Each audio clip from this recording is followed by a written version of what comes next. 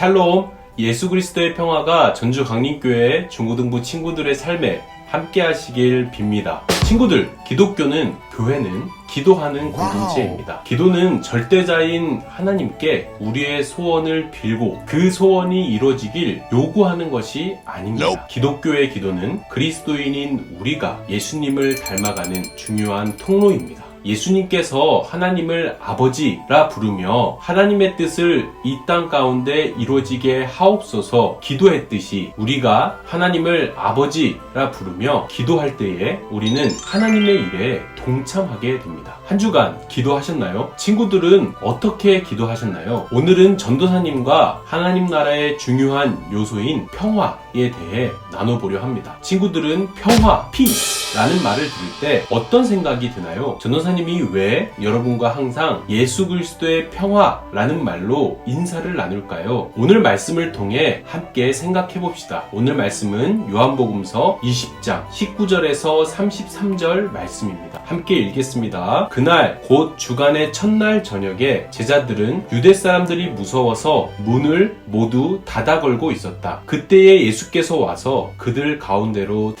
들어서셔서 너희에게 평화가 있기를 하고 인사말을 하셨다. 이 말씀을 하시고 나서 두 손과 옆구리를 그들에게 보여주셨다. 제자들은 주님을 보고 기뻐하였다. 예수께서 다시 그들에게 말씀하셨다. 너희에게 평화가 있기를 빈다. 아버지께서 나를 보내신 것 같이 나도 너희를 보낸다. 이렇게 말씀하신 다음에 그들에게 숨을 불어넣으시고 말씀하셨다. 성령을 받아라. 너희가 누구의 죄든지 용서해주면 그 죄가 용서될 것이요 용서해주지 않으면 그대로 남아있을 것이다. 친구들, 우리는 보통 평화를 생각할 때 조용한 상태, 고요한 상태, 싸움이 없는 상태, 시끄럽지 않은 상태 등을 생각합니다. 평화의 상징인 하얀 비둘기가 고요한 바다 위를 사뿐사뿐 날아다니는 모습이 우리가 보통 생각하는 평화입니다. 그런데요, 사실 평화의 의미는 정말 다양합니다. 각 나라마다 평화를 지칭하는 언어가 엄청나게 다양한 것처럼 지구 곳곳 사람들이 생각하고 정의 내리는 평화의 개념은 엄청 다양해요. 우리가 보통 생각하는 평화를 일명 뺄셈의 평화라고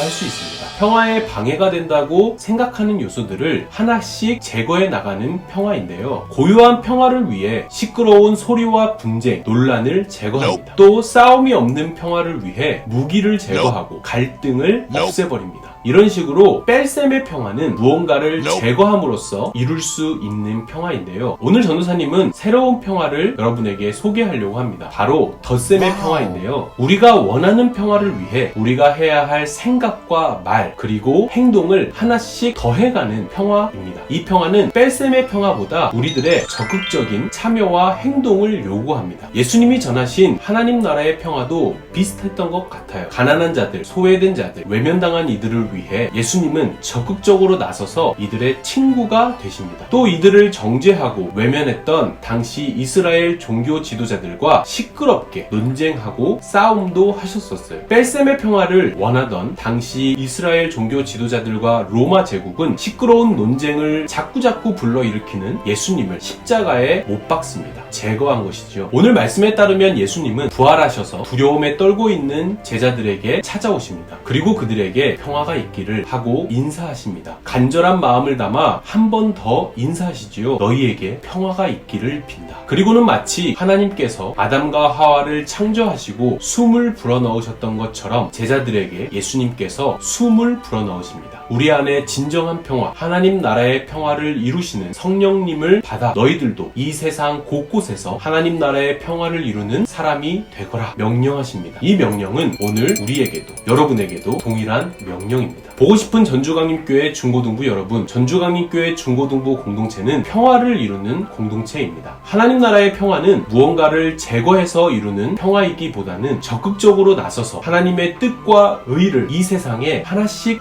더해가는 평화입니다. 여러분 주위를 생각해보세요. 여러분 주위를 돌아보세요. 예수님께서 우리에게 가르쳐 주셨던 하나님 나라의 평화를 반대하는 많은 요소들이 있지 않나요? 사람이 사람을 따돌리는 것, 사람이 사람을 욕하는 것, 악플을 다는 것, 실력이 없다고 무시하는 것. 우리는 하나님 나라의 평화를 위해 여기에 적극적으로 저항해야 합니다. 그리고 우리가 생각하는 하나님 나라의 평화를 위해 하나님의 뜻을 하나씩 여러분 일상에 더해 나가야 합니다. 사람을 가장 귀하게 여기는 것, 소외된 친구들에게 먼저 다가가는 것. 전주강림교회 중고등부가 평화를 이루는 공동체가 되길 진심으로 바랍니다. 전주강림교회 중고등부가 평화의 길을 함께 걷는 공동체가 되길 진심으로 바랍니다. 한 주간 예수님의 사랑이 그리고 평화가 저와 여러분을 지키시길 간절히 기도하겠습니다.